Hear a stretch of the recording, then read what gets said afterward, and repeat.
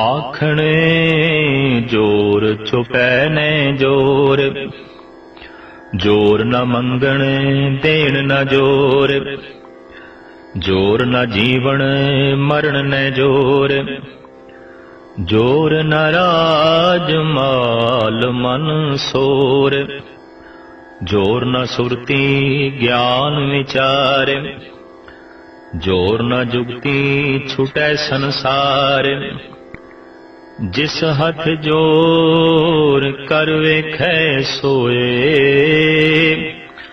नानक उत्तम नीच ना कोय। जपजी साहिब दी ਇਹ ਪੌੜੀ ਇੱਕ ਅਦੁੱਤੀ ਪੌੜੀ ਹੈ। ਇਹ ਤਰਾਪਤ ਪੌੜੀਆਂ ਚੜੇ ਹੋਏ ਅਕੀਸ ਜਪ ਜਪ ਕਰਕੇ ਪੌੜੀਆਂ ਤੇ ਚੜ ਕੇ ਮਨੁੱਖ ਕਿੱਥੇ ਪਹੁੰਚਦਾ ਹੈ, ਇਹ ਪੌੜੀ ਦੱਸਦੀ ਹੈ। ਇਸ ਪੌੜੀ ਤੱਕ ਪਹੁੰਚਦਿਆਂ ਪਹੁੰਚਦਿਆਂ ਮਨੁੱਖ ਦੀ ਸੁਰਤ ਨੂੰ ਇਹ ਬੋਧ ਹੁੰਦਾ ਹੈ ਕਿ ਜਿਸ ਹੱਥ ਜੋਰ ਕਰ ਵੇਖੈ ਸੋਏ, ਨਾਨਕ ਉੱਤਮ ਨੀਚ ਨਾ ਕੋਏ। ਇੱਕ ਗੱਲ ਸਪਸ਼ਟ ਹੋ ਜਾਂਦੀ ਹੈ ਕਿ ਪ੍ਰਮਾਤਮਾ ਇੱਕ ਜ਼ੋਰ ਹੈ, ਤਾਕਤ ਹੈ, ਸ਼ਕਤੀ ਹੈ। ਇਸ ਗੱਲ ਦਾ ਵੀ ਬੋਧ ਹੁੰਦਾ ਹੈ ਕਿ ਮੈਂ ਝੂਠ ਹਾਂ, ਤੂੰ ਸੱਚ ਹੈ। ਮੇਰੀ ਮਨੋਤ, ਮੇਰੀ ਹੋਂਦ ਝੂਠ ਹੈ, मेरा मनना झूठ है, तू ही है, तू ही है। मैं ही सब तो वड्डी दीवार है। इत्थों ही सतगुरां ने गल आरंभ कीती सी कि क्यों सचियारा होइए कि कूड़े टुटे पाल। किवें झूठ दी पाल टुटे, किवें मैं दी कंध टुटे, ते किवें तू दी प्राप्ति होवे। तू की है? एक ताकत, सर्व शक्तिमान। इत्थे आके गल गुरमत स्पष्ट कर दी है कि परमात्मा कोई व्यक्ति नहीं, एक परम शक्ति है। वो शक्ति की है और किन्नी क है, जपजी साहिब च यह भी इशारा सतगुरुदेव जी महाराज कर गए ने कि केता ताण सवालियो रूप। किन्ना क ताण है, कितनी क शक्ति है, किसते कोल कुवत है, कौन अंदाजा लावे, कौन तकड़ी ते तोले, कौन इस शक्ति नूं नापे, उस असीम नूं किस तरह सीमित करे कोई। साहिब कहंदे ने ये औखी गल है। तो इस पावन पवित्र पौड़ी दे च महाराज कहंदे ने जप तप करके सुरत जद शिखर ते पहुंचदी है ते एक गल स्पष्ट हो जाती है कि सब कुछ हो रहा है, कीता नहीं जा रहा। जैसे कि नब्ज चल रही है, चलाई नहीं जा रही। श्वास चल रहे ने, चलाए नहीं जा रहे। सब कुछ हो रहा है, कीता नहीं जा रहा।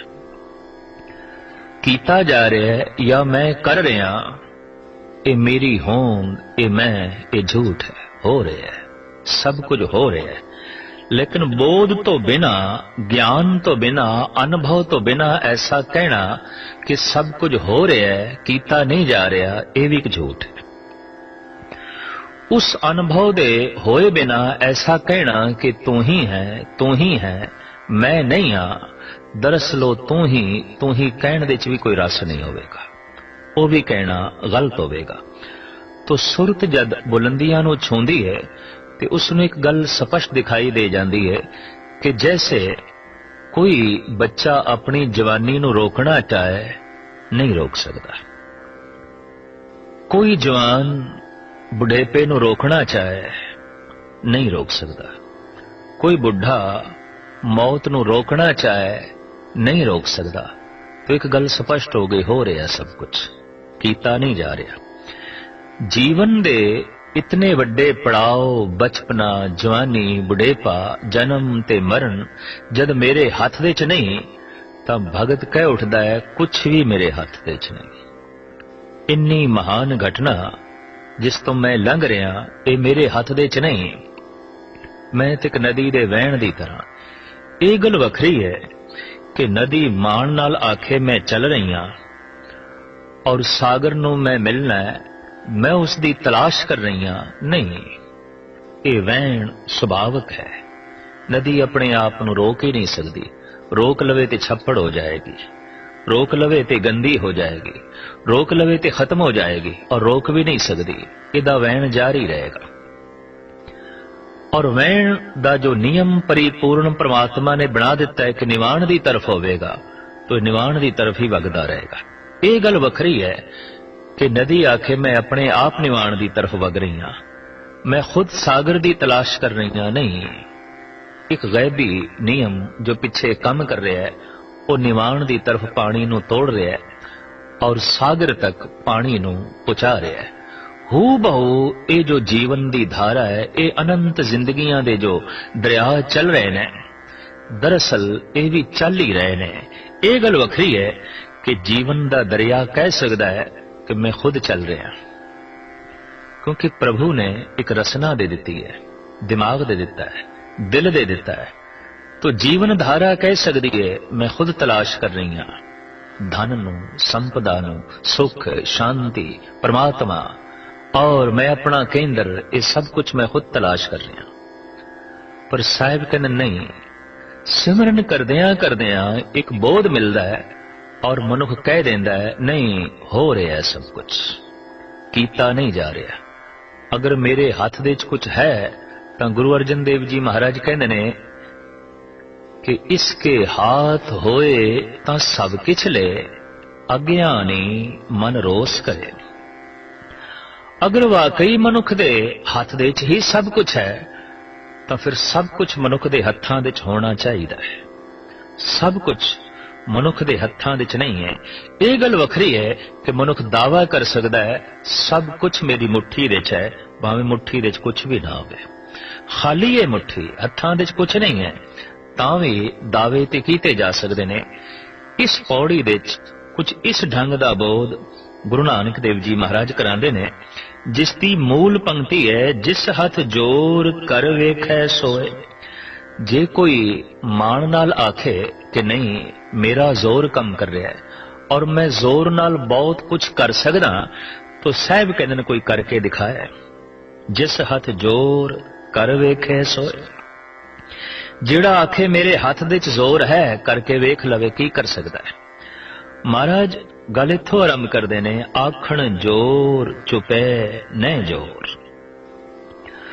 बोलण दे च भी मनुख दा जोर नहीं ते चुप रहण दे च भी मनुख दी ताकत कम नहीं कर रही, परिपूर्ण परमात्मा दी शक्ति कम कर रही है। अक्सर ऐसा देखण दे च आया है, मनुख पश्चाताप कर रहा हुंदा है, ऐ गल मैनू नहीं आखनी चाहिए सी, मैं कह बैठा। वो जो कह बैठा है उसका अफसोस है। और ऐसा भी दिखाई देता है कई दफा मनुख कह देता है ऐ गल मैनू आखनी चाहिए सी, मैं क्यों नहीं आखी, मैं चुप रह गया। महाराज कहते नहीं, एक अगम्य शक्ति कम कर रही है तेरे चुप रहण दे च, तेरे बोलण दे च। और उंज भी रसना उदी शक्ति नाल बोल रही है, ते जिहदी शक्ति नाल रसना बोल रही है ये उसका बखान किस तरह करेगी। साडा दिमाग जिहदी शक्ति नाल सोच रहा है ये पूर्ण तौर पर उसनू किस तरह सोच सकेगा। कृत्य करते दा पूर्ण रूप दे किस ढंग नाल बखान करेगी। तो महाराज कहते हैं बोलण दे ते चुप रहण दे मनुख दी समर्था, मनुख दी शक्ति काम नहीं कर रही। ये परिपूर्ण परमात्मा दी शक्ति है। ये जोर उसदा है, उसदे जोर नाल असी बोल रहे हैं, उसदे जोर नाल चुप कर जाते हैं। या इंज कह लो कि ये श्वास चल रहे ने, बोल रहे हैं, ओदी ही शक्ति, ओदी ही ताकत। पर अज बंदा खामोश हो गया, बिल्कुल खामोश, चुप हो गया। ये भी ओदी शक्ति है। साहब अगे इसका खुलासा करते हैं, जोर न मंगण देण ना जोर। अक्सर ऐसा देखने च आया है कि मंगतियां नूं अफसोस होंदा है, मैं क्यों मंग रहा, और मंग मंग के मेरे जहन ते मेरी जमीर ते बोझ पै रहा है, लेकिन मंगना बंद नहीं होता। जापदा है ਇਹਦੇ ਪਿੱਛੇ ਵੀ ਕੋਈ ਸ਼ਕਤੀ ਕੰਮ ਕਰ ਰਹੀ ਹੈ, ਕਿਸੇ ਹੋਰ ਦਾ ਜ਼ੋਰ ਕੰਮ ਕਰ ਰਿਹਾ ਹੈ। ਮਹਾਰਾਜ ਜੀ ਕਹਿੰਦੇ ਨੇ, ਇੱਕ ਦਾਤੇ ਇੱਕ ਬੇਖਾਰੀ ਜੀ, ਸਭ ਤੇਰੇ ਚੋਜ ਵਿੜਾਣਾ। हे ਅਕਾਲ ਪੁਰਖ, ਤੇਰੇ ਚੋਜ ਨੇ, ਕਿਧਰੇ ਤੂੰ ਦਾਨੀ ਹੈ ਤੇ ਕਿਧਰੇ ਤੂੰ ਮੰਗਤਾ ਹੈ। ਇਸ ਢੰਗ ਦੀ ਤੂੰ ਸ੍ਰਿਸ਼ਟੀ ਔਰ ਇਸ ਢੰਗ ਦਾ ਤੂੰ ਜੀਵਾਂ ਦਾ ਜੀਵਨ ਬਣਾਇਆ। ਗੁਰੂ ਗੋਬਿੰਦ ਸਿੰਘ ਜੀ ਮਹਾਰਾਜ ਫਰਮਾਨ ਕਰਦੇ ਨੇ, ਕਤਹੂ ਸੁਚੇਤ ਹੋਏ ਕੇ ਚੇਤਨਾ ਕੋ ਚਾਰ ਕੀਓ, ਕਤਹੂ ਅਚਿੰਤ ਹੋਏ ਕੇ ਸੋਵਤ ਅਚੇਤ ਹੋ, ਕਤਹੂ ਬਿਖਾਰੀ ਹੋਏ ਕੇ ਮੰਗਤ ਫਿਰਤ ਭੀਖ, ਕਹੂੰ ਮਹਾਦਾਨ ਹੋਏ ਕੇ ਮੰਗਿਓ ਧਨ ਦੇਤ ਹੋ। हे ਅਕਾਲ ਪੁਰਖ, ਮੈਂ ਦੇਖਦਾ ਕਿਧਰੇ ਤੂੰ ਬਿਖਾਰੀ ਹੋਇਆ ਫਿਰਦਾ, ਮੰਗ ਰਿਹਾ ਤੇ ਕਿਧਰੇ ਮੂੰਹ ਮੰਗਾ ਦਾਨ ਦੇਈ ਜਾ ਰਿਹਾ ਹੈ। ਇਹ ਦੇਣ ਦੇ ਵਿੱਚ, ਇਹ ਮੰਗਣ ਦੇ ਵਿੱਚ ਤੇਰਾ ਹੀ ਜ਼ੋਰ ਕੰਮ ਕਰ ਰਿਹਾ ਹੈ, ਤੇਰੀ ਹੀ ਸ਼ਕਤੀ ਕੰਮ ਕਰ ਰਹੀ ਹੈ। ਮਹਾਰਾਜ ਕਹਿੰਦੇ ਨੇ ਕਿ ਜ਼ੋਰ ਨਾ ਮੰਗਣ ਦੇਣ ਨਾ ਜ਼ੋਰ। ਅਕਸਰ ਐਸਾ ਦੇਖਿਆ ਗਿਆ, ਇੱਕ ਬੰਦਾ ਕਹਿੰਦਾ ਇਹ ਚੀਜ਼ ਮੈਨੂੰ ਨਹੀਂ ਦੇਣੀ ਚਾਹੀਦੀ ਸੀ, ਮੈਂ ਦੇ ਬੈਠਾ। ਤੂੰ ਦੇ ਬੈਠਾ ਹੈ, ਤੂੰ ਗੱਲ ਸਪਸ਼ਟ ਹੋ ਗਈ, ਜ਼ੋਰ ਕਿਸੇ ਹੋਰ ਦਾ ਕੰਮ ਕਰ ਰਿਹਾ। ਔਰ ਅੱਜ ਤੱਕ ਦਾ ਅਨੁਭਵ ਇਹ ਕਹਿ ਰਿਹਾ ਹੈ ਕਿ ਮੰਗਣ ਦੇ ਪਿੱਛੇ ਔਰ ਦੇਣ ਦੇ ਪਿੱਛੇ ਪਰਿਪੂਰਨ ਪ੍ਰਮਾਤਮਾ ਦੀ ਇੱਕ ਪ੍ਰੇਰਣਾ ਕੰਮ ਕਰ ਰਹੀ ਹੈ। ਲਖ ਸਮਝਾਓ ਮੰਗਤਾ ਮੰਗਣ ਤੋਂ ਬਾਜ਼ ਨਹੀਂ ਆਵੇਗਾ, ਔਰ ਲਖ ਸਮਝਾਓ ਦਾਤਾ ਦੇਣ ਤੋਂ ਬਾਜ਼ ਨਹੀਂ ਆਵੇਗਾ। ਬਦਲਾਂ ਨੂੰ ਕਹਿ ਦਈਏ ਬਰਸੋ ਹੀ ਨਾ, ਚੰਦਨ ਨੂੰ ਕਹਿ ਦਈਏ ਤੁਸੀਂ ਖੁਸ਼ਬੂ ਨਾ ਵੰਡੋ, ਫੁੱਲਾਂ ਨੂੰ ਕਹਿ ਦਈਏ ਤੁਸੀਂ ਮਹਿਕ ਚਾਰੋਂ ਪਾਸੇ ਕਿਉਂ ਲੁਟਾ ਰਹੇ ਹੋ, ਕਿਉਂ ਵੰਡਦੇ ਪਏ ਹੋ। ਇਹ ਦੇਣ ਦਾ ਸੁਭਾਅ ਹੀ ਕਾਦਰ ਕਰੀਮ ਨੇ ਬਣਾ ਦਿੱਤਾ ਹੈ, ਬੱਦਲ ਦਾ, ਫੁੱਲਾਂ ਦਾ, ਚੰਦਨ ਦਾ। ਇਸ ਤਰ੍ਹਾਂ ਦਾ ਸੁਭਾਅ ਜਿਸ ਮਨੁੱਖ ਦੇ ਅੰਦਰ ਆਉਂਦਾ ਹੈ, ਉਹਨਾਂ ਨੂੰ ਵੀ ਆਖਿਆ ਜਾਂਦਾ ਹੈ ਤੇ ਫੁੱਲ ਵਰਗੇ ਨੇ, ਇਹ ਤੇ ਬਦਲਾਂ ਵਰਗੇ ਨੇ, ਇਹ ਤੇ ਚੰਦਨ ਵਰਗੇ ਨੇ, ਇਹ ਤੇ ਲੁਟਾਣਾ ਜਾਣਦੇ ਨੇ, ਇਹ ਤੇ ਬਰਸਣਾ ਜਾਣਦੇ ਨੇ, ਇਹ ਤੇ ਜਗਤ ਦੀ ਝੋਲੀ ਨੂੰ ਮੁਅੱਤਰ ਕਰਨਾ ਜਾਣਦੇ ਨੇ, ਖੁਸ਼ਬੂ ਵੰਡਣਾ ਜਾਣਦੇ ਨੇ। ਪਰ ਐਸਾ ਵੀ ਦੇਖਣ ਦੇ ਚ ਆਇਆ, ਵੰਡਿਆ ਤੇ ਤਾਂ ਜਾ ਸਕਦਾ ਹੈ ਕਿ ਕਿਸੇ ਦੀ ਝੋਲੀ ਖਾਲੀ ਹੋਵੇ, ਕੋਈ ਮੰਗਣ ਨੂੰ ਵੀ ਖੜਾ ਹੋਵੇ।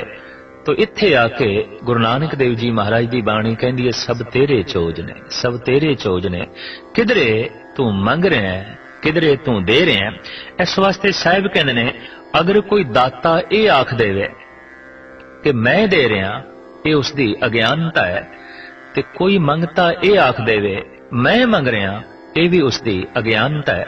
ਜਿਸ ਦਿਨ ਮੰਗਤੇ ਤੇ ਦਾਤੇ ਨੂੰ ਇਹ ਸੂਝ ਤੇ ਸਮਝ ਮਿਲ ਜਾਂਦੀ ਹੈ ਕਿ ਇੱਕ ਦਾਤੇ ਇੱਕ ਬੇਖਾਰੀ ਜੀ, ਸਭ ਤੇਰੇ ਚੋਜ ਵਿਡਾਣਾ, ਉਸ ਦਿਨ ਮੰਗਤਾ ਨਹੀਂ ਰਹਿੰਦਾ, ਦਾਤਾ ਨਹੀਂ ਰਹਿੰਦਾ, ਕੇਵਲ ਪ੍ਰਮਾਤਮਾ ਹੀ ਰਹਿ ਜਾਂਦਾ ਹੈ, ਕੇਵਲ ਅਕਾਲ ਪੁਰਖ ਹੀ ਰਹਿ ਜਾਂਦਾ ਹੈ। ਉਸ ਦਿਨ ਗੱਲ ਸਪਸ਼ਟ ਹੋ ਜਾਂਦੀ ਹੈ ਕਿ ਕਿਧਰੇ ਤੂੰ ਹੀ ਭਿਖਾਰੀ ਹੋ ਕੇ ਮੰਗ ਰਿਹਾ ਹੈ ਤੇ ਕਿਧਰੇ ਤੂੰ ਹੀ ਮਹਾਦਾਨੀ ਹੋ ਕੇ ਝੋਲੀਆਂ ਭਰ ਰਿਹਾ ਹੈ। ਜ਼ੋਰ ਨਾ ਮੰਗਣ ਦੇਣ ਨਾ ਜ਼ੋਰ, ਜ਼ੋਰ ਨਾ ਜੀਵਨ ਮਰਨ ਨੈ ਜ਼ੋਰ। ਜਨਮ ਜੀਵਨ ਤੇ ਮਰਨ ਦੇ ਵਿੱਚ ਸਾਡਾ ਜ਼ੋਰ ਕੰਮ ਨਹੀਂ ਕਰ ਰਿਹਾ। ਅਸੀਂ ਆਪਣੀ ਮਰਜ਼ੀ ਨਾਲ ਜਗਤ ਤੇ ਨਹੀਂ ਆਏ ਔਰ ਆਪਣੀ ਮਰਜ਼ੀ ਨਾਲ ਰੁਖਸਤ ਵੀ ਨਹੀਂ ਹੋਵਾਂਗੇ। ਇਹ ਗੱਲ ਵੱਖਰੀ ਹੈ ਕਿ ਨਾਸਤਿਕ ਕਹਿੰਦੇ ਨੇ, ਭਾਵੇਂ ਜਨਮ ਤੇ ਜੀਵਨ ਸਾਡੇ ਹੱਥ 'ਚ ਨਹੀਂ, ਮਰਨਾ ਸਾਡੇ ਹੱਥ 'ਚ ਹੈ। ਜਦੋਂ ਵੀ ਚਾਹੀਏ ਅਸੀਂ ਖੁਦਕਸ਼ੀ ਕਰ ਸਕਦੇ ਹਾਂ, ਪਰ ਖੁਦਕਸ਼ੀ ਦਾ ਖਿਆਲ ਪੈਦਾ ਹੋਵੇ ਉਸ ਲਈ ਵੀ ਇੱਕ ਵਾਤਾਵਰਣ ਚਾਹੀਦਾ ਹੈ, ਉਸ ਲਈ ਵੀ ਇੱਕ ਮਾਹੌਲ ਚਾਹੀਦਾ ਹੈ, ਔਰ ਉਹ ਵੀ ਪ੍ਰਭੂ ਆਪ ਹੈ, ਉਹ ਵੀ ਪਰਮਾਤਮਾ ਆਪ ਹੈ। ਤੋ ਜਿਸ ਤਰ੍ਹਾਂ ਸਾਡਾ ਜਨਮ ਹੋਇਆ ਹੈ ਸਾਡੀ ਮਰਜ਼ੀ ਦੇ ਮੁਤਾਬਕ ਨਹੀਂ, ਮਹਾਰਾਜ ਕਹਿੰਦੇ ਨੇ ਮਰਨ ਵੀ ਉਹਦੇ 'ਚ ਵੀ ਸਾਡੀ ਮਰਜ਼ੀ ਕੰਮ ਨਹੀਂ ਕਰੇਗੀ। ਅਸੀਂ ਇੱਕ ਮਕਾਨ ਬਣਾਉਣਾ ਚਾਹੁੰਦੇ ਹਾਂ ਤੇ ਮਕਾਨ ਤੋਂ ਪੁੱਛਦੇ ਨਹੀਂ ਤੂੰ ਬਣਨਾ ਵੀ ਚਾਹੁੰਦਾ ਹੈ ਕਿ ਨਹੀਂ, ਪਰ ਅੱਜ ਅਸੀਂ ਉਸ ਨੂੰ ਢਾ ਦੇਣਾ ਚਾਹੁੰਦੇ ਹਾਂ, ਉਸ ਤੋਂ ਪੁੱਛਦੇ ਨਹੀਂ ਤੂੰ ਢਹਿਣਾ ਵੀ ਚਾਹੁੰਦਾ ਹੈ ਕਿ ਨਹੀਂ, ਉਸ ਦੇ ਉੱਤੇ ਅਸੀਂ ਕਿਹੜਾ ਰੰਗ ਕਰਨਾ ਹੈ, ਕਿਸ ਢੰਗ ਦੀ ਜੋ ਹੈ ਲੀਪਾ ਪੋਤੀ ਕਰਨੀ ਹੈ, ਇਹ ਅਸੀਂ ਮਕਾਨ ਤੋਂ ਨਹੀਂ ਪੁੱਛਦੇ। ਅਸੀਂ ਆਪਣੀ ਮਰਜ਼ੀ ਦਾ ਹੀ ਰੰਗ ਮਕਾਨ ਨੂੰ ਦੇ ਦਿੰਦੇ ਹਾਂ ਔਰ ਮਰਜ਼ੀ ਦੇ ਹੀ ਨਕਸ਼ ਨਿਗਾਰ ਮਕਾਨ ਨੂੰ ਦੇ ਦਿੰਦੇ ਹਾਂ। ਪਰਮਾਤਮਾ ਨੇ ਸਾਡੇ ਕੋਲ ਪੁੱਛਿਆ ਨਹੀਂ ਸੀ ਵੀ ਤੇਰੀਆਂ ਅੱਖਾਂ ਕਿਸ ਤਰ੍ਹਾਂ ਦੀਆਂ ਬਣਾਵਾਂ, ਤੇਰੇ ਦੰਦ ਕਿਸ ਤਰ੍ਹਾਂ ਦੇ ਬਣਾਵਾਂ, ਤੇਰਾ ਨਕਸ਼ ਨਿਗਾਰ ਕਿਸ ਤਰ੍ਹਾਂ ਦਾ ਬਣਾਵਾਂ, ਤੇਰਾ ਰੰਗ ਕਿਸ ਤਰ੍ਹਾਂ ਦਾ ਬਣਾਵਾਂ। उस महान मामार ने जिस ढंग दे नाल जिंदगी दा मकान बनाना सी बना दिता है। महाराज कहंदे ने जन्म दे तेरे जोर ने काम नहीं कीता, तू अपनी मर्जी दे मुताबिक जगत ते आया नहीं। इतनी वड्डी घटना तेरे हत्थां च नहीं। और याद रख दूजी सब तो वड्डी घटना, क्योंकि जन्म दा दूसरा सिरा है मरण, वो भी तेरे हथ च नहीं। और जन्म ते मरण दे विचकार है जीवना, ये भी तेरे हथ दे च नहीं है। जप तप करके, सतसंग करके, बाणी पढ़ के, अभ्यास करके इस गल दी समझ आ जाए ते समझ लो उस मनुख ने जीवन दी शिखरता नूं छू लिया। तो महाराज कहंदे ने जोर न मंगण देण न जोर, जोर न जीवन मरण न जोर, जोर न राज माल मन सोर। मन दे च ਇਹ ਰਾਜ ਮਾਲ ਦਾ ਧਨ ਸੰਪਦਾ ਦਾ ਜੋ ਸ਼ੋਰ ਸ਼ਰਾਬਾ ਹੈ, ਮੇਰੇ ਕੋਲ ਇਹ ਚੀਜ਼ ਹੋਵੇ, ਮੇਰੇ ਕੋਲ ਉਹ ਵਸਤੂ ਹੋਵੇ, ਮੇਰੇ ਕੋਲ ਉਹ ਹੋਣਾ ਚਾਹੀਦਾ ਹੈ, ਮੇਰੇ ਕੋਲ ਉਹ ਹੋਣਾ ਚਾਹੀਦਾ ਹੈ। ਅਭਿਆਸੀ ਬੰਦੇ ਨੂੰ ਸਮਝ ਪੈ ਜਾਂਦੀ ਹੈ ਇਹਦੇ 'ਚ ਵੀ ਮੇਰੀ ਸ਼ਕਤੀ ਕੰਮ ਨਹੀਂ ਕਰ ਰਹੀ, ਮੇਰਾ ਜ਼ੋਰ ਨਹੀਂ ਹੈ, ਮੈਂ ਆਪਣੇ ਜ਼ੋਰ ਨਾਲ ਨਹੀਂ ਕਰ ਰਿਹਾ, ਇਹ ਵੀ ਪ੍ਰਭੂ ਦਾ ਜ਼ੋਰ ਹੈ। ਅਗਰ ਇਸ ਤਰ੍ਹਾਂ ਦਾ ਸ਼ੋਰ ਸ਼ਰਾਬਾ ਲੋਕਾਂ ਦੇ ਮਨ ਵਿੱਚ ਪਰਿਪੂਰਨ ਪ੍ਰਮਾਤਮਾ ਨਾ ਪੈਦਾ ਕਰਦਾ ਤੇ ਜਗਤ ਦੇ 'ਚ ਕੁਝ ਬਣਨਾ ਵੀ ਨਹੀਂ ਸੀ। ਇਹ ਠੀਕ ਹੈ ਕਿ ਸੰਤੋਸ਼ ਇੱਕ ਬਹੁਤ ਵੱਡੀ ਦੌਲਤ ਹੈ, ਬਹੁਤ ਵੱਡੀ ਦੌਲਤ ਹੈ, ਲੇਕਿਨ ਤ੍ਰਿਸ਼ਨਾ ਤੇ ਅਸੰਤੋਸ਼ ਵੀ ਕੁਝ ਘੱਟ ਨਹੀਂ ਹੈ। ਉਸਨੇ ਮਨੁੱਖ ਨੂੰ ਤਾਮੀਰ ਕਰਨ ਦਿੱਤੇ ਮਜਬੂਰ ਕੀਤਾ ਹੈ। ਇਹ ਠੀਕ ਹੈ ਕਿ ਫੁੱਲ ਅਤਿਅੰਤ ਖੂਬਸੂਰਤ ਨੇ ਔਰ ਕੀਮਤੀ ਨੇ, लेकिन यह भी मनना पेगा कि खाद भी नकारा नहीं है। जो बदबूदार है, गंदी है, उन्हां करके ही फुल खिड़दे ने। ये ठीक है कि फुल कोमल ने, लेकिन यह भी नहीं भुलना चाहिए कि उन्हां दा बीज बड़ा कठोर है, बहुत कठोर है। इस गल दी जद अभ्यासी नूं समझ पै जांदी है कि तृष्णा तो संतोख पैदा हुंदा है, क्रोध तो निर्माणता जन्म लैंदी है, लोभ तो दान दियां बिरतियां उजागर होंदियां ने, झूठ दे बोझ तो तंग आके ही सच्चाई दा जन्म आउंदा है। और सिमरन दी शिखरता अगर ये बोध करा देवे तो समझ लो सिमरन दा फल मनुख दी झोली विच पै गया। महाराज कहंदे ने जोर ना राज माल मन शोर। मन दे विच जो राज माल दा शोर है, धन संपदा दा शोर है, मेरे कोल ए चाहिदा, मेरे कोल ए चाहिदा, महाराज कहंदे ने ये भी मनुख अपनी मर्जी दे नाल शोर समाप्त नहीं कर सकदा, खामोश नहीं हो सकदा, चलदा ही रहेगा, ये भी चलदा ही रहेगा। जोर ना सुरती ज्ञान विचार। मन की एकाग्रता दे उत्ते भी मनुख दा अपना जोर नहीं है।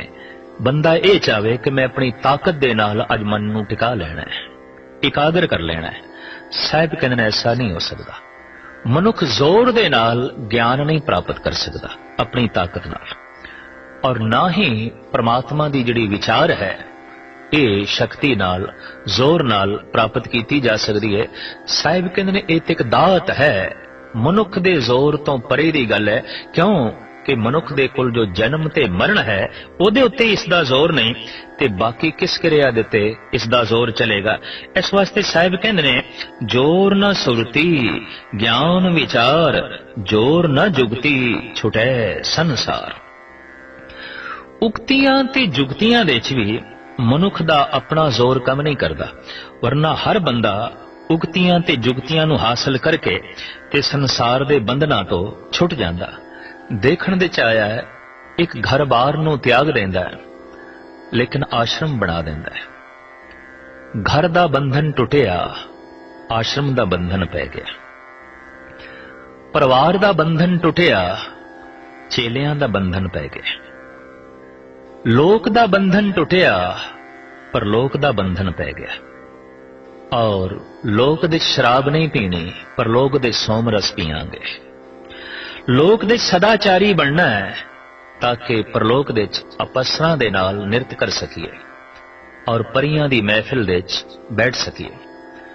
इकबाल ने इत्थे ही आके कह दिता है, कहां ले जाऊं दिल दोनों जहां में इसकी मुश्किल है, यहां परियों का मजमा है, वहां हूरों की महफिल है। मनुख दी कल्पना ते देखो, इत्थे सदाचारी इस वास्ते बनना चाहता है कि परलोक दे च दुराचारी हो सके।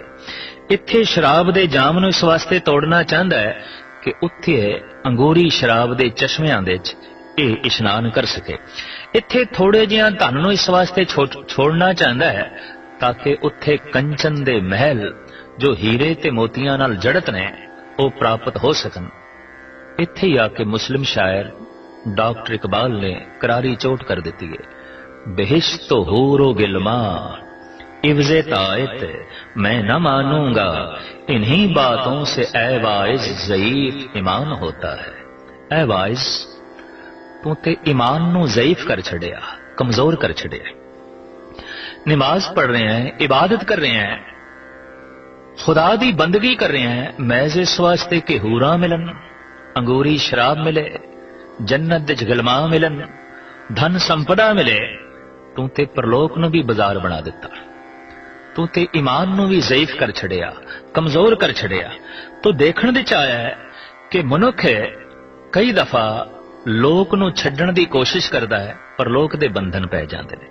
बच्चियां नू छड़ देंदा है, चेलियां दे बंधन पै जांदे ने। घर नू छड़ देंदा है, आश्रम दे बंधन पै जांदे ने। इत्थे एक स्त्री छड़ देंदा है, उत्थे हूरां दे बंधन, कल्पना दी हूरां दे बंधन अपने आले दुआले सहेड़ लैंदा है। और सियाणे दार्शनिक लोगां ने कह दिता है कि यह भी मनुख दी वासना है कि जो कुछ लोक दे च नहीं मिल सकिया, नहीं प्राप्त हो सकता, उन्हों परलोक दे प्राप्त किया जाए। गालिब ने तदी ते तंजील कह दिता है, हम जानते हैं जन्नत की हकीकत को, लेकिन दिल के बहलाने को गालिब ये ख्याल अच्छा है। तो साहिब कहते जोर न जुगती छुटे संसार। मनुख अपनी युक्ति दे नाल संसार दे बंधन तोड़ नहीं सकता। देखण दे च आया जिन्हां ने दावे नाल संसार दे बंधन तोड़े, उन्होंने परलोक दे बंधन अपने पैरां च पा लए और पहले नालों भी ज्यादा गिरफ्त दे च आ गए, पकड़ दे च आ गए। महाराज कहते नहीं, इहदे च भी मनुख दा जोर काम नहीं कर सकता और मनुख अपने जोर दे नाल उगतियां युक्तियां हासिल करके जगत दे बंधन तोड़ नहीं सकता। महाराज कहते अगर कोई मनुख दावा करे कि मैं अपनी बौद्धिक शक्ति दे नाल, शरीरक बल दे नाल सब कुछ हासिल कर सकदा, साहिब कहते जिस हथ जोर कर वेखै सोए। है किसी को जोर ते करके वेख लवे, मैनू दिखा देवे कि जोर नाल कोई ज्ञानी बन सकता है, जोर नाल कोई भगत बन सकता है, जोर नाल अपना कोई रंग रूप मनुख बदल सकता है, जोर नाल कोई मनुख अपना सुभाव बदल सकता है, या जोर दे नाल जन्म ते मरण दे बंधन दे ये जड़े गेड़े ने इन्हां नूं तोड़ सकता है। साहिब कहते ने सब कुछ दे जे मनुख दा जोर नहीं कम कर रहा ते ऐ मनुख तू उस अनुभव नूं प्राप्त कर जिस दा जोर सब थाई ते चल रहा है ते जिस दे जोर दे नाल सब कुछ हो रहा है। जिस हथ जोर कर वेखे सोए, है किसी दे हत्थां दे जोर तां फिर वो अपने जोर दे नाल प्राप्त कर लवे। साहिब कहते किसी दे हथ दे च भी इस ढंग दा जोर नहीं है। नानक उत्तम नीच ना कोय। जद इस गल दी समझ पैंदी है कि जोर ते परमात्मा दा है तां मनुख कह उठदा है कोई उत्तम नहीं, कोई नीच नहीं। खाद गंदी जरूर है, बदबूदार जरूर है, पर यह ना होवे ते सुगंधित फुल्लां दा जन्म नहीं होंदा। इस वास्ते कोई उत्तम नहीं, कोई नीच नहीं, कोई छोटा नहीं, कोई वड्डा नहीं। इस तरह की भाव दशा जिस दिन बनती है उसे नूं कहंदे ने ये भगत है, ये ब्रह्म ज्ञानी है। साहिब श्री गुरु नानक देव जी महाराज दे वाक, हम नहीं चंगे बुरा नहीं कोए, प्रणवत नानक तारे सोए। असी चंगे नहीं हाँ ते जगत दे कोई बुरा नहीं है। कोई बुरा दिखाई दे रहा है ते अपने आप नूं मनुख चंगा समझ रहा है, इनू कहते हैं संसारी बिरती। कोई चंगा नहीं है, कोई उत्तम नहीं है, कोई छोटा नहीं है, कोई वड्डा नहीं है, कोई चेला नहीं है, कोई ठाकर नहीं है, सब समान ने। इनू कहते ने ब्रह्म दृष्टि, अकाल दृष्टि। हुण इनू सच दी समझ पै गई है, पर कुछ बुरा बुरा दिखाई दे रहा है तो ऐसा कि मनुख दे अंदर अजे बुराई पई है। वो अंदर दी बुराई दरअसल बाहर प्रगट हो रही है।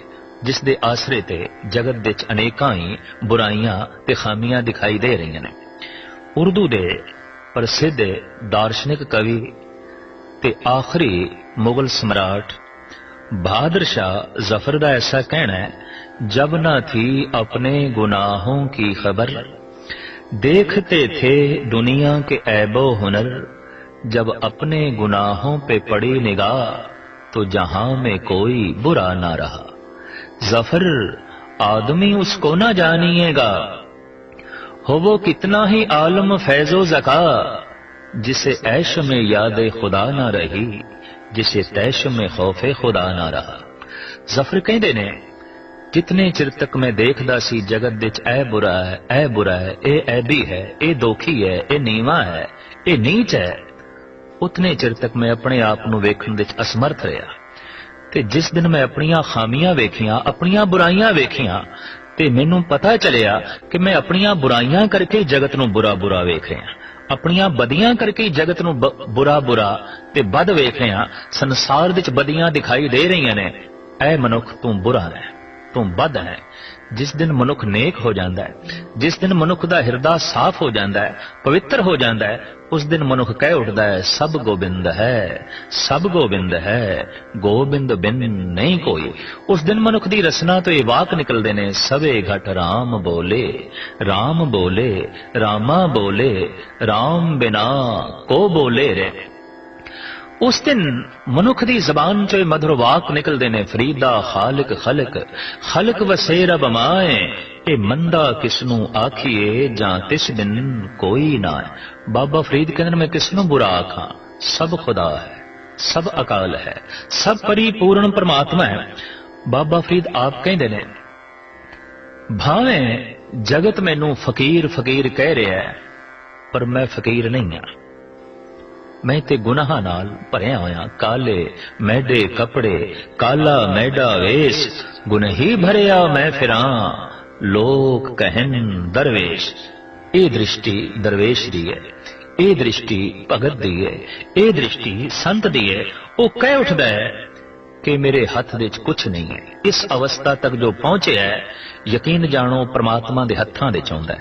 ते जिहड़ा कह देंदा है मेरे हथ विच सब कुछ है, परमात्मा दे हत्थां तो दूर चला जाता है, ते अपने हथ भी खाली कर बैठता है। सिवाय दुख ते करूपता तो उसकी झोली दे च होर कुछ नहीं हुंदा। साहिब श्री गुरु नानक देव जी महाराज फरमान करते हैं, जिस दिन मनुख इस अस्थान ते अपड़दा है कि मेरे हथ विच कुछ नहीं, उस दिन उसनूं इस गल की समझ पैंदी है, नानक उत्तम नीच ना कोय। कोई उत्तम नहीं, कोई नीच नहीं, कोई नीवा नहीं, कोई वड्डा नहीं, कोई दाता नहीं, कोई मंगता नहीं, सब ईश्वर है, सब अकाल पुरख है, सब तो ही है, सब तो ही है। दरअसल ये अहंकार दी भाषा है कि मैं हाँ, और ये निरंकार दे बचन ने कि तू ही है, तू ही है, तू ही है। ये बोल जिस दिन रसना उच्चारण करे और हृदय के गहरे तल तो निकलन, समझ लो मनुख परमात्मा विच लीन हो गया।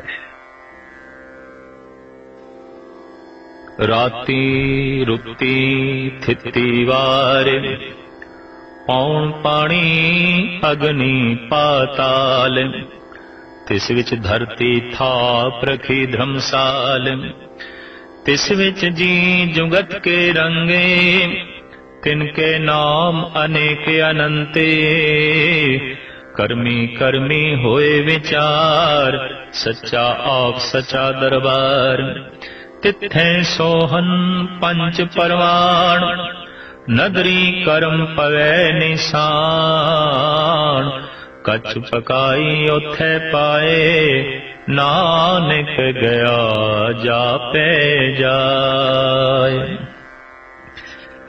जपजी साहब विच आए पंज खंड अध्यात्मक मंडल दियां पंज अवस्था ने। चार अवस्था पड़ाव ने ते पंजवीं अवस्था मंजिले मकसूद है। ते पंजवीं अवस्था नूं गुरु नानक देव जी महाराज ने सचखंड आख्या है। सचखंड वसे निरंकार, जिथे मनुख निरंकार दे छाउंदा है ते निरंकार मनुख दे छाउंदा है। आखिर हर मार्ग दे कुछ न कुछ पड़ाव होंदे ने। हर मार्ग किसी थां तो शुरू होंदा है ते किसी थां ते उसदा अंत होंदा है। जगत दे रहबरी पुरुषां ने मनुख दी सुरत दे जो पड़ाव गिणे मिथे ने, उन्हां संबंधी जानकारी साहिब श्री गुरु नानक देव जी महाराज अपनी इस पावन रचना विच कराउंदे ने। और इतनी गल स्पष्ट है कि मार्ग सुरत दा है, मार्ग ध्यान दा है, मार्ग शरीर दा नहीं है। इस मार्ग ते शरीर ने नहीं चलना, इस मार्ग ते सुरत ने चलना है। इस मार्ग ते तन ने नहीं चलना, इस मार्ग ते मन ने चलना है। इस वास्ते धर्म दी समुची साधना मन दी साधना है, न कि तन दी साधना है। सुरत दी साधना है, न कि शरीर दी साधना है। तो जब सुरत ने जाना है गगन मंडल दे उस सचखंड वसे निरंकार तक, तो रस्ते दे पड़ावां दा साहिब श्री गुरु नानक देव जी महाराज ने जिक्र किया है। साडे देश दे धर्म संबंधी जो कुछ तजर्बे किए गए, उन्होंने 2 पड़ाव दसे ने ते तीसरी मंजिले मकसूद। उपनिषदां दे ऋषि पहले पड़ाव नूं कहंदे रहे ने कर्म कांड, और दूसरे नूं कहंदे रहे ने उपासना कांड, और तीसरी मंजिले मकसूद है, टिकाणा है, स्थान है, जिन्हों उन्होंने आख्या ज्ञान कांड। ज्ञान कांड तक पहुंचना परमात्मा तक पहुंचना है। परमात्मा की प्रकाश, ज्ञान की है प्रकाश। नाम जपत कोट सूर उजारा, बिन से भरम अंधेरा। हूबहू इसे तरीके नाल इस्लाम दे महान बानी मुहम्मद साहब ने 3 पड़ाव दसे ने ते चौथी मंजिल दसी है। प्रथम वो कहंदे ने कि खुदा दे मार्ग ते चलना है ते यात्रा आरंभ करनी पेगी शरीयत तो। इत्थों ही कदम चुकना पेगा। पहले शराद विच आउणा है, फिर तरीकत, कुछ तर्क करना है, त्याग दी दुनिया, तीसरी मारुफत दी दुनिया, और चौथी हकीकत। जिसनों सच्चाई कहंदे ने उन्हों अरबी दे विच कहंदे ने हकीकत। हक, सच, हकीकत, सच्चाई। गुरु नानक देव जी महाराज का कथन कि सच तक पहुंचना परमात्मा तक पहुंचना है, मुहम्मद साहब का कहना हकीकत तक पहुंचना, खुदा तक पहुंचना है, गल बिल्कुल एक है। इत्थे आके एक पंजाबी मुहावरा भी सिद्ध हो जाता है कि 100 सियाणे इक्को मत, मूर्खां आपो आपनी। सियाणियां ने, दाना पुरुषां ने हमेशा उही गल करनी है जिहदी बुनियाद सच होंदी है, जिहदे च उछाल, सुगंधी गुण सच दे ही होंदे ने। तो सच तक पहुंचना, खुदा तक पहुंचना है, सच तक पहुंचना, परमात्मा तक पहुंचना है। इस वास्ते जिथे बैठ के सत दा चिंतन होवे, सत दा ध्यान जोड़िया जाए, उस स्थान नूं कहंदे ने सत संग। उन्हां बंदियां दा इकट्ठ जो सत दी संगत करन आए ने, सत दी तलाश करन आए ने, ते जिहदा सत नाल संबंध हो जांदा है उहनूं कहंदे ने सत संगी। ਇਹ ਤੇ सत दा संगी हो गया। और सत दा संगी हो जाना परम शक्ति दा संगी, मूल दा संगी, और इंज कह लो उन्होंने सब तो वड्डा मित्र मिल गया है जिहदे समान होर कोई भी नहीं। तो साहिब श्री गुरु नानक देव जी महाराज ने 4 पड़ाव दसे ने, 5वीं मंजिले मकसूद। जिस तरह 2 पड़ाव ते तीसरी मंजिल साडे देश दे प्राचीन सनातनी ऋषियां ने दसे ने, कर्म कांड, उपासना कांड ते फिर ज्ञान कांड। कर्म कांड शरीर ने करना है, उपासना कांड मन ने करना है, ज्ञान कांड फल है। इंज कह लो कर्म कांड बीज है, उपासना कांड शाखा ने, ते ज्ञान कांड फल है। कर्म दा फल ही है ज्ञान। गुरु ग्रंथ साहब जी महाराज दी बाणी, ज्ञाने कारण कर्म अभ्यास, ज्ञान भया तब कर्मे नाश। फल कारण फूली बन राय, फल पाका तब फूल विलाय। फुल खिड़े ने फल नूं जन्म देण लई, पर जैसे फुल दे चों फल निकलदा है, फुल्लां दा अंत हो जाता है। जैसे ही ज्ञान की प्राप्ति होती है, कर्म कांड की दुनिया रह जाती है। अगर सारी जिंदगी कर्म कांड चल रहा है तो इतनी गल स्पष्ट है कि इस बंदे कोल ओ फुल है जिहदे चों अजे तक फल नहीं निकले। और हकीकत दे कुछ कर्म कांड ते ऐसे भी ने जिन्हां दे च वाकई फल की प्राप्ति होंदी ही नहीं। जिसनूं अजकल नानक मता कहंदे ने, किसी वक्त इस अस्थान का नाम सी गोरख मता। जब साहिब श्री गुरु नानक देव जी महाराज अपने साथियां मरदाने इत्यादक दे समेत पहुंचे ने गोरख मते विच, तां योगियां ने आप दा सन्मान कीता ते मुखी सिरमौर जोगी लोहरीपा नाथ ने गुलाब दा एक फुल पेश कीता। मरदाना कहन लगा, पातशाह पहले सुमेर पर्वत ते या वटाले जिथे जिथे भी गया जोगी लंबी चौड़ी भैस करते रहे ने, पर हुण इन्हां दा सुभाव बिल्कुल बदले आया। हुण ते आप नूं वेख के प्रसन्न होके गुलाब दा फुल भेट कर रहे ने। पातशाह इन्हां दे सुभाव दे तब्दीली आई है। सतगुर कहन लगे, फुल भेट नहीं कीता, एक सवाल अग्गों रखिया है। ये फुल सानू अर्पण नहीं कीता। इन्हां समुचे जोगियां ने एक सवाल खड़ा किया। मरदाना कहंदा, पातशाह सवाल हां, इन्हां ने सवाल खड़ा किया है कि योग मत गुलाब दे फुल दी तरह है। इहदे च रिधियां सिद्धियां दी सुगंधी है। इहदे च संसारिक पूजा प्रतिष्ठा दी सुंदरता है। इहदे च समाधि दी कोमलता है। और ये कह रहे ने कि गुरु नानक देव जी तुसी अज तक ये योग मत धारण नहीं कीता। ते क्यों नहीं कीता? क्योंकि सिद्ध गोश दे बकायदा इन्हां योगियां दे बचन भी मिलते ने।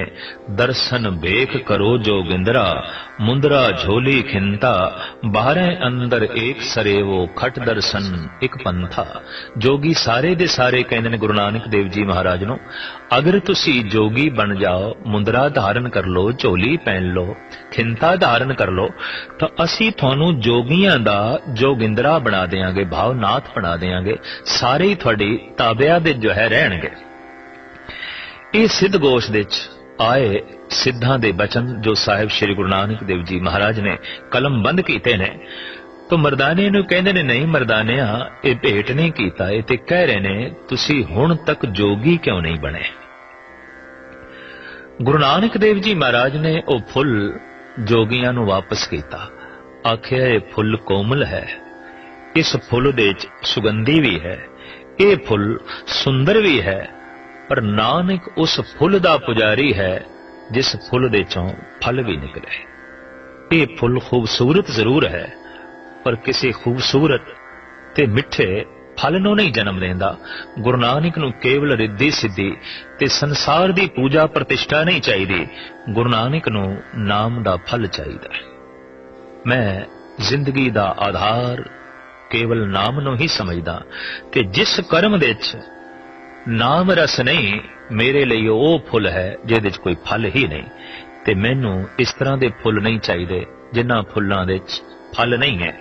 तो योगी खामोश होए।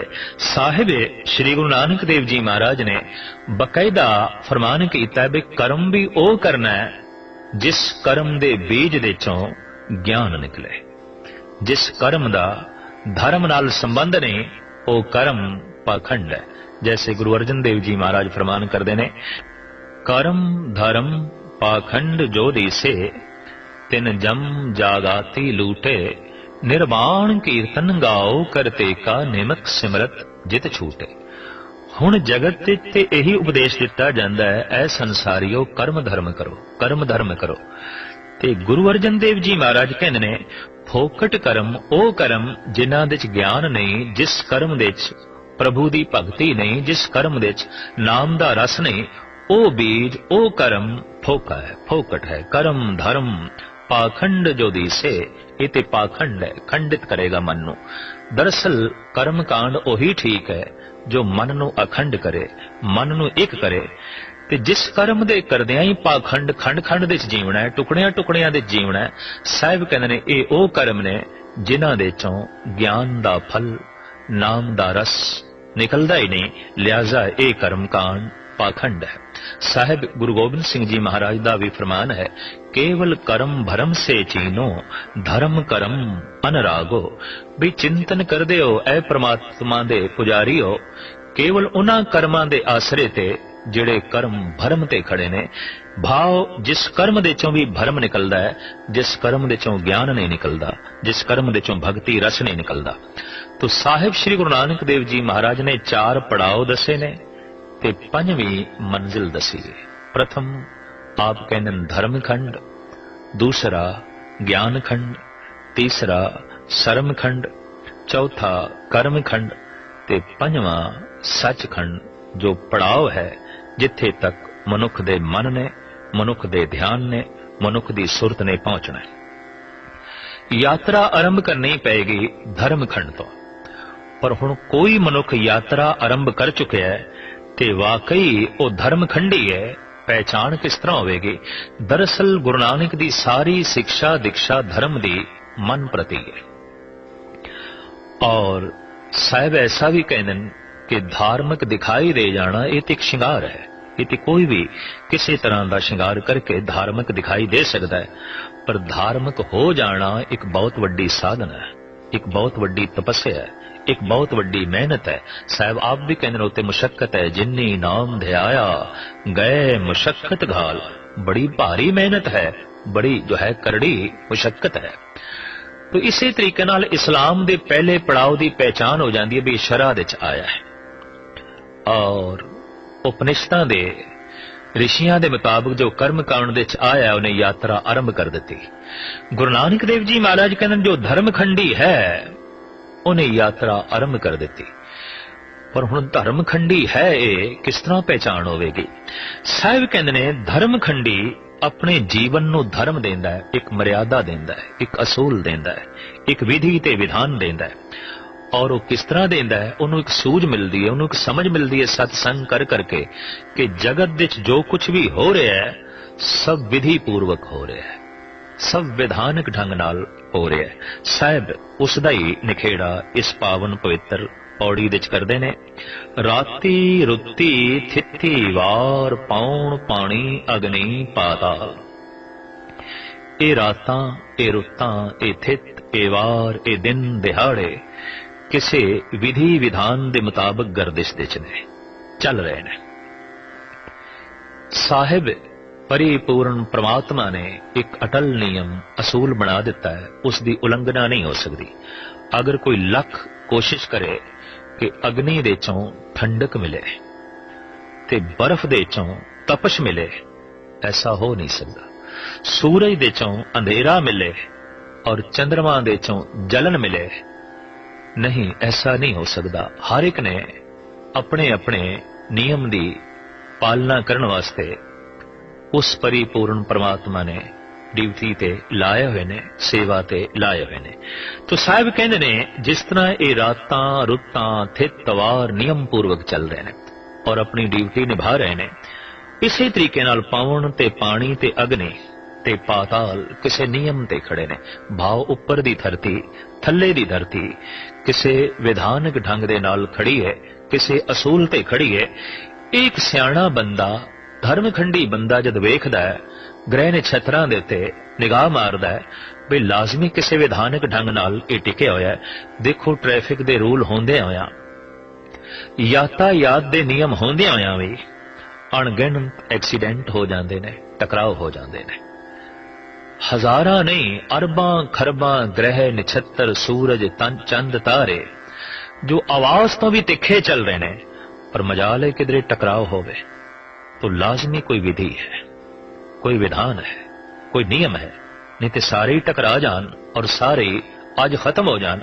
जबकि देखते हैं कि मनुख दे बनाए हुए नियम दे बावजूद, मनुख दी मर्यादा बनाई हुई दे बावजूद एक्सीडेंट हो जाते हैं, टकराव हो जाते हैं। तो इत्थे मनना पेगा कि अगर मर्यादा है ही नहीं तो हुणे ही धरती किसी ग्रह नाल टकरा जाए, हर ग्रह एक सैकंड दे सारे टकरा के फना हो जान। नहीं, ये अणगिणत सूरज मंडल, ये अणगिणत ग्रह नक्षत्रां दा मंडल जो बहुत तिखी गर्दिश दे च है, पर टकराव नहीं है, ये लाजमी कोई विधि है, विधान है। तो साहिब कहते ने सब कुछ विधानक ढंग दे नाल चल रहा है। तिस विच धरती थाप रखी धर्मसाल, पौण दे च, पानी दे च, अग्नि दे च, पाताल दे च, और रातां रुतां थित्तां वारां दे च उस परिपूर्ण परमात्मा ने जीवां दे धर्म कमाण लई ये धरती बना के रखी है। इस वास्ते समुची धरती नूं गुरु नानक देव जी महाराज कहंदे ने ये धर्मसाल है। ये जीवां दे धर्म कमाण दी जगह है, धर्मशाला है। इत्थे मनुख ने कुछ पढ़ना है, इत्थे जीवां ने कुछ सीखना है। अगर बंदा बार बार इसे पाठशाला विच आ रहा है, बार बार इसे पृथ्वी ते जन्म ले रहा है, तो गल स्पष्ट हो गई, बार बार फेल हो रहे हैं, नाकाम हो रहे हैं। जैसे कोई विद्यार्थी एक क्लास विच इम्तिहान देवे, फेल हो गया तो उसे च बैठना पड़ेगा, अगे बढ़ना उसनों नसीब नहीं होगा। तो इत्थे धरती जो धर्मसाल है, इत्थे इम्तिहान की है मौत। मौत दस देगी जिंदगी सफल हुई है या नाकाम हुई है। भगत कबीर कहते ने कि चले जुआरी दोए हथ जार, ये दोवें हथ झाड़ के जा रहे हैं। मौत दस रही है, जिंदगी खाली रही, जीवन खाली रहा, कुछ भी नहीं है। तो मौत इम्तिहान है। अगर मौत आ रही है, मनुख दुखी है, बेचैन है, मोह वद्दा जा रहा है, संताप वद्दा जा रहा है, तो गल स्पष्ट हुई, इस जीवन तो उच्चा जीवन इसनों नहीं मिलिया। इस संसार तो कोई उच्ची दुनिया इसनों उपलब्ध नहीं हो सकी। इस वास्ते ये इसे ही संसार विच रहेगा। मनुख नूं उतने चिर तक इसे ही संसार विच रहना पैंदा है जितने चिर तक इस संसार तो उच्ची दुनिया लभदी नहीं। जितने चिर तक विद्यार्थी उच्ची क्लास विच ना जाए, कामयाब ना होवे, उन्होंने नीवी क्लास विच रहना ही पैंदा है। बार बार इस धरती ते आवना इस गल दा सबूत है कि मनुख बार बार फेल होंदा रहा है। भगत कबीर कहंदे ने बहुते फेर भय किरपन को अब किछ किरपा कीजे। हे अकाल पुरख, बहुते फेर हो चुके ने, बहुत दफा इसे धरती ते मैं रह चुकिया, अगे वधना मैनू नसीब नहीं होया। जबकि गुरु अर्जन देव जी महाराज प्रेरणा देंदे ने, अगां को तरांग पिछा फेर न मोड़ड़ा। ये धर्म कमाण दी जगह है ते तू इत्थे ही घर बना के बैठ गया, इत्थे टिक के बैठ गया, अगां वधण दा ना नहीं ले रहा। साहिब कहंदे ने ये जीवां दे धर्म कमाण दी जगह है। धरती दे उत्ते जनसंख्या दा वध जाना इस गल दा सबूत है कि मौत दस रही है ये जीव फेल हो गया, तो मुड़ के फिर इत्थे आ रहे ने। ते कुछ पशु जूना पशु तन नूं त्याग के विकास करदियां होईयां मनुख बन रही ने, उन्होंने भी इस धरती ते विचरना है। ते मनुख मर के फिर मनुख बन रहा है, अगां नहीं जा रहा, मुक्ति प्राप्त नहीं हो रही। तो इस ढंग नाल सहजे सहजे जनगणना वधी जा रही है, वधी जा रही है। और वधण दा यह एक मूल कारण है धार्मिक दृष्टिकोण के मुताबिक। अगर इस जीव ने मोक्ष ही नहीं होना, अगर इस बगदी हुई धारा ने सागर विच लीन हो के सागर दा रूप ही नहीं बनना, तो इसने रस्ते की जमीन नूं थां थां ते छप्पड़ बन के घेरना है, तालाब बन के घेरना है। तो धरती की जनसंख्या वधण दा धार्मिक दृष्टिकोण के अनुसार यही कारण है कि मनुख मर के फिर इस धरती ते आ रहा है। ते पशु जूना सहजे सहजे पशु तन त्याग के विकास कर दियां हुई मनुखा तन प्राप्त कर रही ने। और इस ढंग नाल जनगणना वधी जा रही है। जैसे विद्यार्थी बार बार फेल होंदा रहे और सारे फेल होंदे रहन ते नवे दाखला लेंदे रहन, तां क्लास दे ते बहुत भीड़ हो जाएगी, बहुत भीड़ हो जाएगी। धरती की भीड़ इस गल का सबूत है कि मनुख की सुरत अगां नूं जो है नहीं जा रही। तो साहिब कहंदे ने ये जीवां दे धर्म कमाण दी जगह है। किहड़ी? ये धरती। तिस विच जी जुगत के रंग। इस दे विच जीवन दियां अणगिणत जुगतियां ने। जीव बथेरे ने पर एक जुगती नाल नहीं जीवदे। जैसे कई जीव ने चौपाए जानवर, वो जबान नाल चट के ही पानी पींदे ने और मांस खांदे ने, घास नहीं खा सकते। भुखा मर जाएगा शेर, घास नहीं खाएगा, और भुखी मर जाएगी गऊ, मांस नहीं खाएगी। इन्हां दियां जीवन जुगतियां परिपूर्ण परमात्मा ने नाल निश्चित कर दित्तियां ने। इस वास्ते कहा जाता है कि पशु भोग जून है ਤੇ ਮਨੁੱਖ ਜੋ ਹੈ ਇਹ ਕਰਮ ਯੋਨ ਹੈ।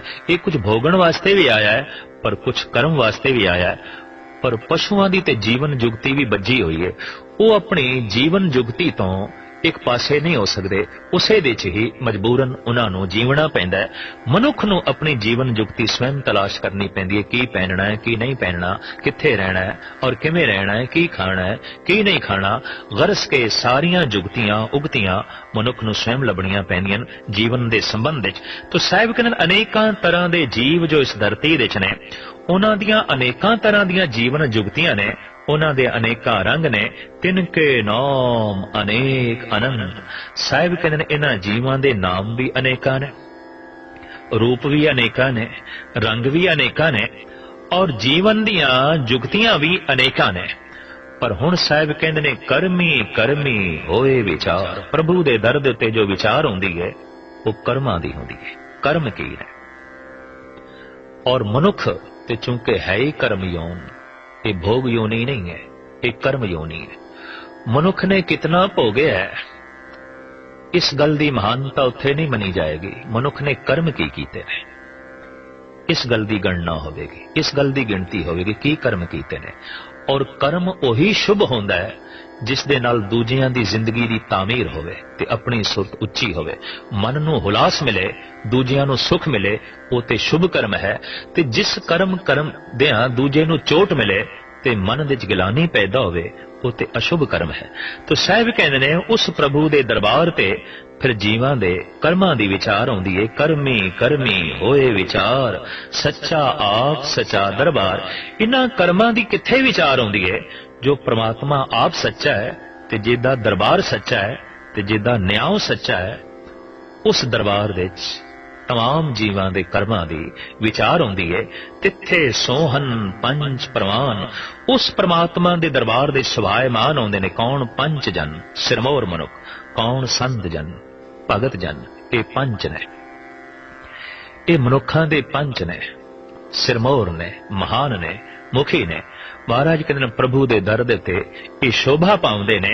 नदरी करम पवे नहीं सान, प्रभु दी बख्शिश द्वारा इन्हां दे मस्तक दे ते बख्शिश दा निशान पै जांदा है। भाव के भगती भाव मत्थे ते प्रगट होंदी है। जैसे कि साहिब श्री गुरु नानक देव जी महाराज फरमान करते ने, गुजड़ा लद्धम लाल मत्थे ही प्रगट थिया। क्रोध मत्थे ते प्रगट होंदा है, लोभ मत्थे ते प्रगट होंदा है, वासना मत्थे ते प्रगट होंदी है, प्रेम भाव मत्थे ते प्रगट होंदा है, भगती रस मत्थे ते प्रगट होंदा है। मस्तक दस देंदा है, अखां दस देंदियां ने ये मनुख किथे है। तो साहिब कहंदे ने एक गुप्त लाल मैनू लभ्या है, पर मैं उस गुप्त लाल नू रख नहीं सकिया छुपा के, मत्थे ते प्रगट हो गया। भाव मत्थे ते प्रगट होवेगा, प्रेम मत्थे ते प्रगट होवेगा। गुजड़ा लद्धम लाल मत्थे ही प्रगट थिया, अनग जतन कर हृदय राखिया, रतन न छपे छपाया। सो लाजमी मस्तक ते प्रगट होंदा है। साहिब कहंदे ने ई जिहड़ा मस्तक ते प्रगट होया है भगती भाव, ये परमात्मा की तरफों बख्शिश का निशान है, टिक्का। जिवें मस्तक ते टिक्का लाईदा है, साहिब कहंदे ने परमात्मा ने टिक्का ला दिता है बख्शिश का, रहमत का। कच पकाई उत्थे पाए, कौन कच्चा है कौन पक्का है, इत्थे प्रभु दे दर ते फैसला होवेगा। इत्थे मनुख किसे बारे ये नहीं कह सकता कि कच्चा है ये पक्का है। जैसे पक्का फल मिठा हुंदा है, पक्का संत ही मिठास नाल भरिया हुंदा है। कच्चा संत जो अजे कर्म कांड विच है, पक्का संत जो नाम रस तक पहुंच गया। साहिब कहंदे ने, नानक कचड़ियां स्यों तोड़, ढूंढ सजन संत पक्या। कच्चे फल फिक्के हुंदे ने, कौड़े हुंदे ने, उन्हां च रस नहीं हुंदा, स्वाद नहीं हुंदा। कर्म कांडी दे कोल तसब हुंदा है, तंग दिली हुंदी है, उहदे हिरदे च दूजे वास्ते थां नहीं आउंदी। पर कर्म कांडी जद ज्ञान कांड तक पहुंचदा है, भगती रस तक पहुंचदा है, तो सारे संसार लई उहदा हिरदा खुल जांदा है। वो सारे ही द्वार खुले रखदा है, हर एक लई खुले रखदा है और हर एक नूं मित्र कहंदा है। साहिब कहंदे ने, कौन कच्चा है कौन पक्का है, कौन संत है कौन असंत है, ये ते परमात्मा दे दर ते ही फैसला होवेगा। नानक गया जापे जाए, जिसने हुण मर के अगां जाना है ते पता चलना है कौन कच्चा है कौन पक्का है। इत्थे किसी बारे फैसला नहीं किया जा सकता। यह गल वखरी है कि कोई भी मर जाए असी उसनूं कहने आ ये स्वर्गवास हो गया। किसी एक मनुख लई भी ऐसा नहीं आख्या जाता ये नरकवास होया, यही आख्या जाता है स्वर्गवास होया। गुरमत विच कहंदे ने ये सचखंड बयाना कर गया भी ये सचखंड वासी हो गया। तो सचखंड मर के नसीब नहीं होंदा। जो जीवदियां जी सचखंड तक उपलब्ध नहीं होया उन्होंने मरण तो बाद सचखंड नसीब नहीं हो सकता। बैणी कहे सुनोरे संतो मरण मुकत किन पाई। हाँ मौत मरना ये जरूर दस देंदी है कि यह मनुख सचखंड दे च जीवे है कि झूठ खंड दे च जीवे है। यह मनुख नरक दे च जीवे है कि स्वर्ग दे च जीवे है। तो साहिब कहन धर्म खंड दी यह विचार है कि उस मनुख दी जिंदगी सारी विधानक होवेगी। उसका उठना बैठना खाना पीना सोना जागना पहना हता के हसना ते रोना सब विधानक होवेगा। उसदे उठण तो बैठण तो हसण तो रोण तो किसी नूं चोट नहीं पहुंचेगी। उहदे पहनण तो उहदे खाण पीण तो और उसदी दिन भर दी चर्या तो किसी नूं नुकसान नहीं पहुंचेगा। उहदी सारी दी सारी जिंदगी सिमटी हुई होवेगी, विधान दे च होवेगी। जैसे नदी दी धारा दो किनारियां दे बंधन दे च चलदी है, इस तरह उस मनुख दी जीवन धारा धर्म दे बंधन दे चलदी है, विधान दे बंधन दे चलदी है और किसी नूं हानि नहीं पहुंचाती। जिवें बनेरियां दी किनारियां दी उलंघना करके दरिया दे पानी दे उछाल आ जाए तो बहुत सारे कस्बियां नूं शहरां नूं ते खेतियां नूं तबाह कर देंदा है। इस तरह दी गैर विधानक जिंदगी कईयां लई दुख दा बायस बनदी है, कलेश दा बायस बनदी है। साहिब कहन धर्म खंड दी यह पहचान है कि जप करदे होया उस मनुख नूं समझ आ गई है कि जिंदगी नूं मैं एक विधान देना है, जिंदगी नूं मैं एक धर्म देना है, जीवन नूं मैं एक असूल देना है। और असूल दे च जो जी रहा है, धर्म दे च जी रहा है, विधानिक ढंग नाल जी रहा है और भगती कर रहा है, नाम जप रहा है, इस तरह के बंदे नूं कहंदे ने ये बंदा धर्म खंडी है। अगले खंड साहिब श्री गुरु नानक देव जी महाराज दसते ने ज्ञान सरम कर्म ते सच।